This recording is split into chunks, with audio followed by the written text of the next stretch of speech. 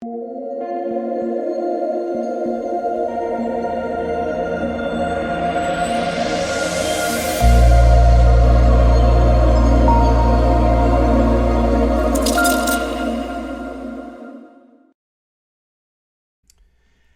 what is going on, guys? It's DK. Back at you with another video here to break down the 5-game NBA main set on Thursday. Before I get into the video, if you guys are new to the channel, my name's DK. I make daily videos and live stream for NBA and NFL slates on Draftkings.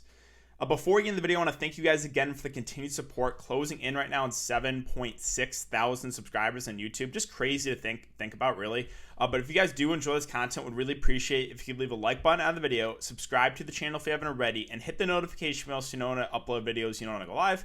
As always, I'll be doing a live stream before lock to kind of go over everything and answer you guys' questions on YouTube. If you guys cannot watch these videos, I do upload on Apple Podcast. I'll have a link down below.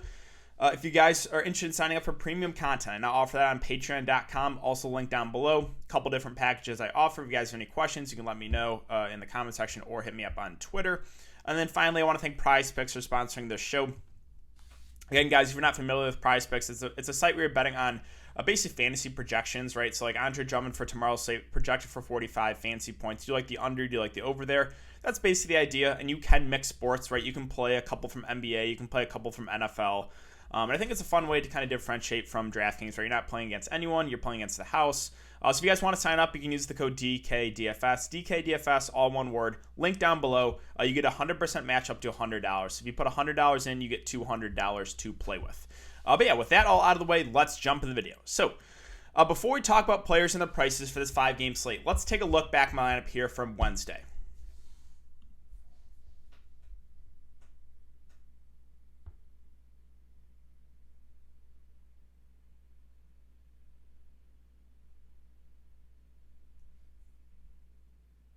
All right, so let's talk about this 5-game slate.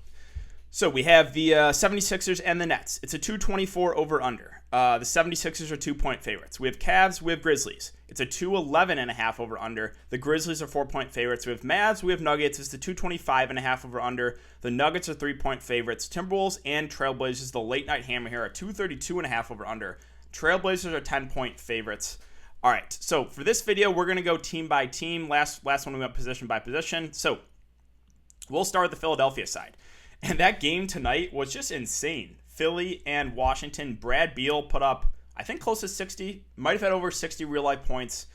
Embiid went off. Again, he was a guy I obviously had interest in because of the matchup. But, yeah, Embiid at 9.5K in 37 minutes put up 66 fantasy points. I mean, he finally had that ceiling game, right? I guess he had one against Toronto, but he has 60, 70 fantasy point upside.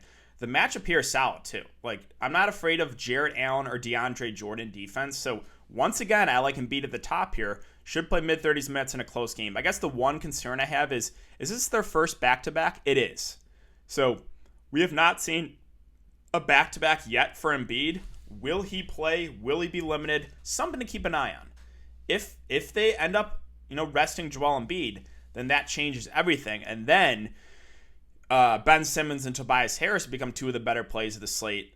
So, again, got to keep an eye on that, on Embiid's status. I think there's a chance maybe they rest him. Yeah, Ben Simmons, I think, would be a decent play under 9K. He's a guy that can stuff the stat sheet. Would like him a lot more if Joel Embiid is, in fact, rested. Same thing with Tobias, like just a secondary play at the moment. But if Embiid does end up, if they end up resting him, then you could look to Ben Simmons. Then you look to Tobias Harris. Seth Curry's been shooting the ball really well. He has. I mean, he shot the ball 11 of 14. But, again, let's pump the brakes a little bit. He's not going to do a ton besides score the ball. So there is, somewhat of a low floor. He's been shooting the ball pretty well, right? 7 of 12, 8 of 11, 4 of 7, 11, 14. So I don't think he's going to continue to shoot this well. But I think he's still a solid play. Again, and especially if Embiid is out, that's just more usage to go around. So I have no issue with Seth Curry, but just be realistic here, right? He's not going to continue to shoot like 80% from the field. Let's see. Shake Milton is an okay punt, playing somewhere between 20 to 25 minutes. He's been decent, right? 34, 27, 24, and 24 fantasy points. So I think he's a fine play. And if Embiid is out, obviously a little bit of a boost there. Now, Dwight Howard at 4-3, don't have a ton of interest in him if Embiid plays. If they end up resting Embiid, then Dwight Howard becomes a pretty solid play. at 4.3K would probably become one of the better value plays. He would probably start, and then they would most likely use Tony Bradley as a backup. That game against Cleveland, that was the game they rested, or Embiid was out. Dwight Howard started, got some foul trouble, so Tony Bradley played 17 minutes. He could be, an interesting punt play in GPPs if, in fact, they end up resting Embiid. And lastly, I'll mention Danny Green, another guy who has been shooting the ball decent. He's playing, 25 to 30 minutes. Just know what you're getting into with Danny Green, right? The floor is probably single-digit fantasy points if he's not hitting his shots. I think at 3.7 though, it's a shot you can take if you want to. Again, he's been hitting his shots. He's a guy that can get you some blocks and steals. So I'm perfectly fine with Danny Green at 3.7 if you want to go there. All right, let's move on to Brooklyn. So Brooklyn, no Kevin Durant still. So Kyrie Irving looks pretty good here at 9.6. I mean, that first quarter against Utah, I was really scared because I faded him. Luckily, that game blew out for me, for my sake. But yeah, he was on pace to absolutely smash. And with them not starting Karis LeVert, I mean, it's basically just Kyrie and a bunch of scrubs, to be honest. Like, Kyrie is just going to run this offense. So at 9.6K, I think he has a ton of upside. If this game's going to stay competitive, it's going to be Kyrie and LeVert. Now, my concern of Karis LeVert at 6.8K is, yes, he played 21 minutes, but wasn't on pace for huge minutes. If you took a look at the game flow, he only played 12 minutes in the first half. I really thought he would be pushing for over 30 minutes total. He was not on pace for that. So makes him a little riskier. Obviously, like the upside, he's going to be the number 2 in the offense when KD is not there. But I think there's just some risk, especially if he continues to come off the bench. And if he's only going to play mid-20s minutes, and not overly excited about it. Now, also at Jarrett Allen, yes, right? 50 fantasy points, I know, but you got to be realistic here. DeAndre Jordan picked up 4 fouls in 4 minutes. So Jarrett Allen basically played the entire game. Also, he's going up against Joel Embiid. I do not like targeting centers against Joel Embiid if he in fact plays. Just because the foul trouble concerns. He's not going to play 32 minutes again, right? They're going to have somewhat of an even split. Jarrett Allen probably plays more. I would say 20 to 25. So if people are going to chase it, I'm fine passing, right? After that big game, he got definitely boosted because of the foul trouble. Again, DeAndre Jordan only played 9 minutes, 5 fouls in 9 minutes, had 4 fouls in 4 minutes, which is just a crazy stat line, to be honest. Joe Harris off the bench at 5.3, I'll probably pass. Now, as far as these bench guys, I just never have a good feeling here because everyone, if this game stays close, I would say everyone probably gets 20 to 25 minutes with like TLC, Prince, Bruce Brown, Jeff Green. Bruce Brown was the best last game in 23 minutes, had 20 fancy points. If you want to go back to the wall there, I don't hate it. And he's now in the rotation, it seems like. But just hard to feel confident with any of these guys, to be honest. Like, sure, TLC had 16 fancy points in 24 minutes. But these guys are just secondary plays. I think you can take a shot at one of these guys, but don't expect huge minutes, right? So I don't think anyone down here plays over like mid-20s minutes. So that's the concern with those Brooklyn value guys. Really, again, it's Kyrie at the top. I think LeVert is still in play in the mid-range, but a lot riskier. And then, there's a group of value guys you can take shots on, but I don't know if one really stands out. Let's move on to Cleveland, Memphis. And I'm not happy because they're really tempting me with this price. Really, really tempted me with this Andre Drummond price. That last game, got in some foul trouble. In 26 minutes, had 42 fancy points. So, yeah, I am considering Drummond tonight. If he gets over 30 minutes, if he gets 30 to 35 minutes in this matchup, I think you could have a really nice game. But just know the risk with Drummond, okay? There is, I would say, about a 50% chance he either gets in foul trouble or gets benched. He's gotten benched twice already this season. He's gotten in foul trouble multiple games. So he is literally the perfect boom or bust, the GPP play. Wouldn't go near him in cash, even at this price. I just don't trust it at all. In GPPs, I like him a lot. Sexton's fine, but again, just doesn't do anything peripheral-wise. Like he's just a scoring-dependent point guard. Fine play, not a priority. Nance at 7K is about right. CD Osman shot 1 of 12. Still put up 25 fancy points. I mean, if he's going to start again, I think he's certainly in play because he played over 30 minutes. This is a good matchup. He got 12 shots up. So, yeah, I think Osman actually is a decent play in the mid-range if he does, in fact, start again. Not really interested in Dotson at that price. JaVale McGee at 4.2 is a viable punt. Obviously, would get a boost if you think Drummond gets benched because that game Drummond got benched. He played 25 minutes. So, he's a viable punt. Okoro is just a super, super low usage guy. Not really interested there. And that's really it. Again, Cleveland will run a pretty tight rotation if this game stays close. Like these top 4 guys in Drummond, Sexton, Nance, and CD all probably play over 30 minutes. So, yeah, that's really it for Cleveland. On the Memphis side, Memphis is a team I don't really like. In a close game last game, like all their main guys played under 30 minutes. Kyle Anderson, 29 minutes. Dylan Brooks, 29 minutes. Again, this is a close game, no foul trouble. No blowouts, 26 minutes for JV. So it's like these guys are just not getting the minutes when it's close or when it blows out. So they're just all stay away from me. If you want to take a shot at one of them and hope that they get more minutes, fine. But on this slate, I'm not going to do it.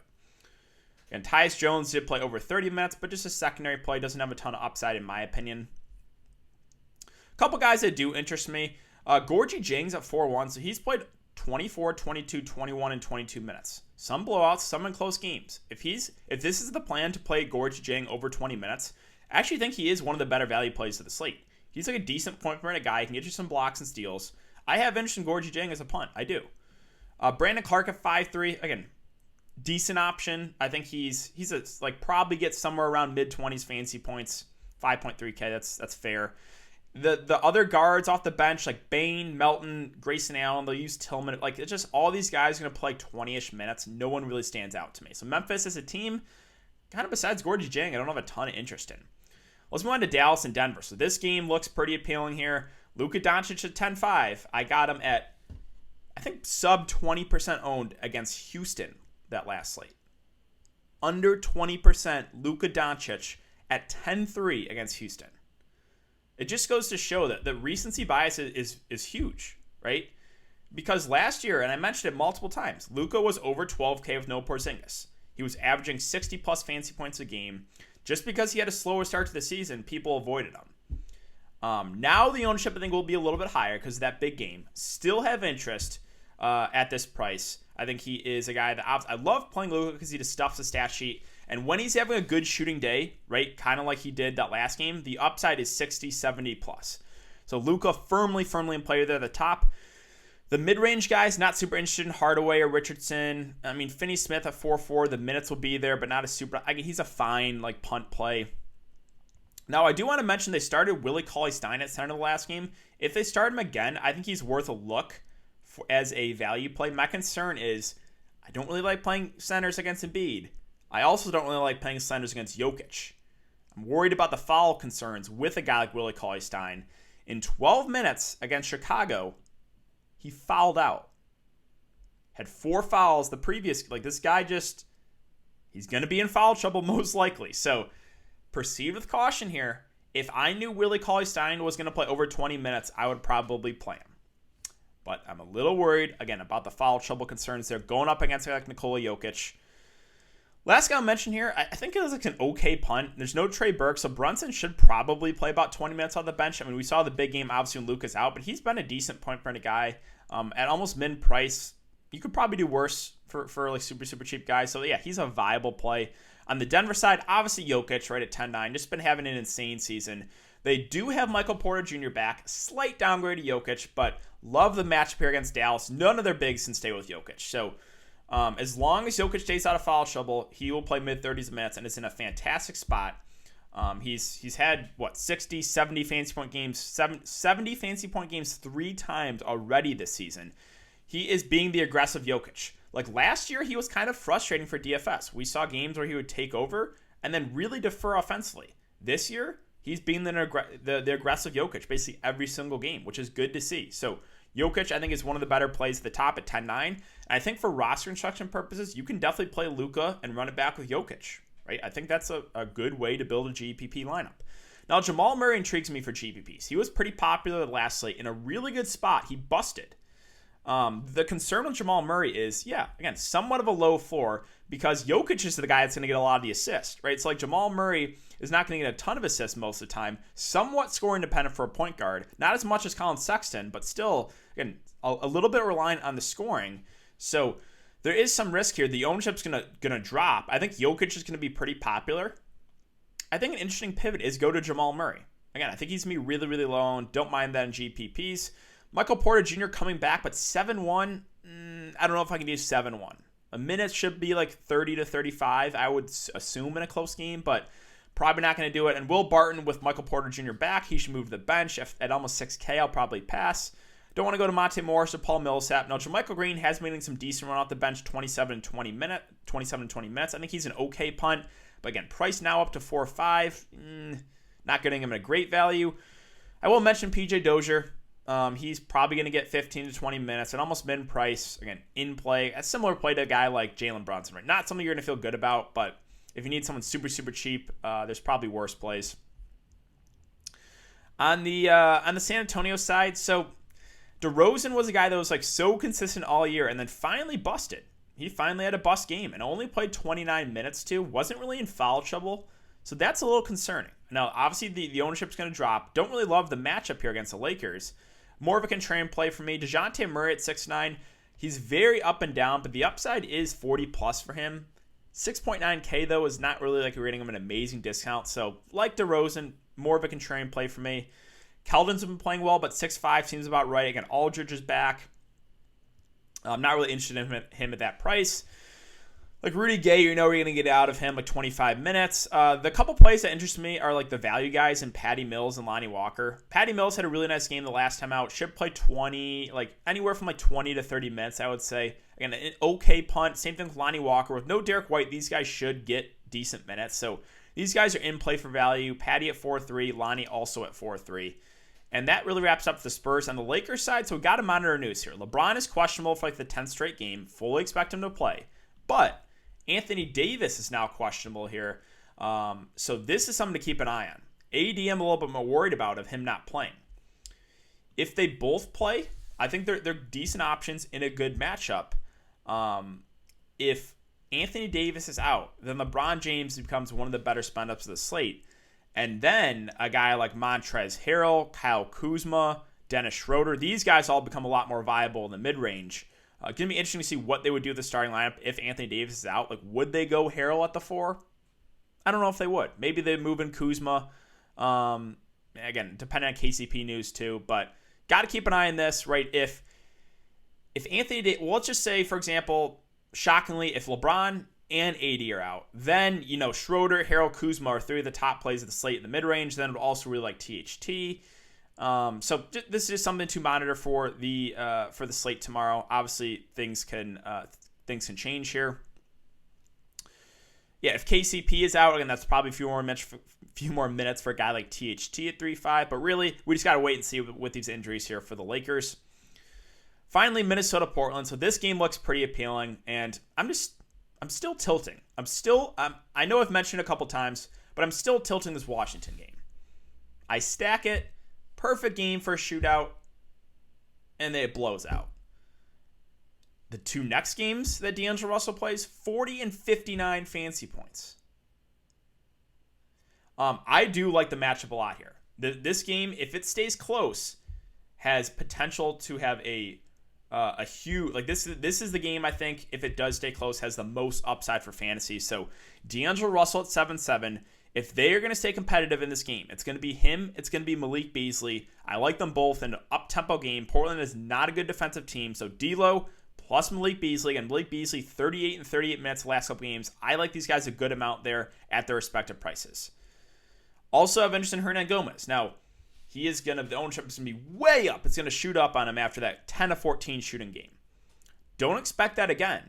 But if he starts, I would say we probably get close to 30 minutes from him in a good matchup. I mean, we've seen some big games from Wancho last year. He's a good offensive player, and I mentioned that in the last slate. I was like, yeah, you can take a shot on him. He's been terrible this year, but he's a skilled offensive player, and we saw it that last game. So Hernan Gomez, I think, looks like one of the better punts of the slate, assuming he starts. Again, he will be pretty popular, though. So yeah, it's Beasley, it's D'Lo, it's Hernan Gomez. The center rotation is just a headache right now with Naz Reid and Ed Davis and Jarrett Vanderbilt. Vanderbilt was actually the guy that played the best in 23 minutes, had 30 fantasy points. So we'll see what they do with the starting lineup, but hard to trust it. It's hard to trust. Ed Davis has started the last couple games, only played 14 only 14 minutes. So it's like you're not going to feel good about it with those bigs, so it does make it risky. You can take a shot on one of them, but hard to feel really confident there. Don't think we have to go to like Rubio or Anthony Edwards. We'd just rather punt with Hernan Gomez, in my opinion. Like Culver at 4.3. just don't think we have to do it. It's Beasley, it's D'Lo, and it's Hernan Gomez for me. And you can take a shot on one of those centers, but hard to trust any of them. Finally, Portland. Well, you guys already know where I'm going. I'm going right back to the well with Jusuf Nurkic. He was 5% owned against Chicago last slate.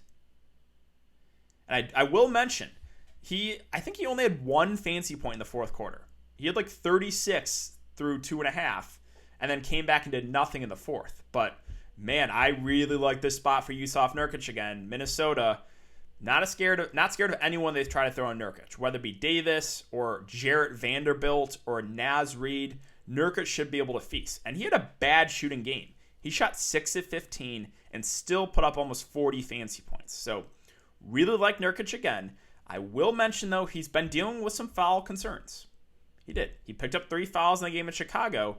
So early in the first half, there's always that risk with Nurkic. But as long as he plays decent and stays out of foul trouble, he should push for about 30 minutes in a really good spot. I think he's a solid play there in the mid-range. I do like the guards, too. And Lillard and CJ, the price in Lillard came down again. I love the matchup for these guys. And they should play big minutes if this game stays close. I like them both.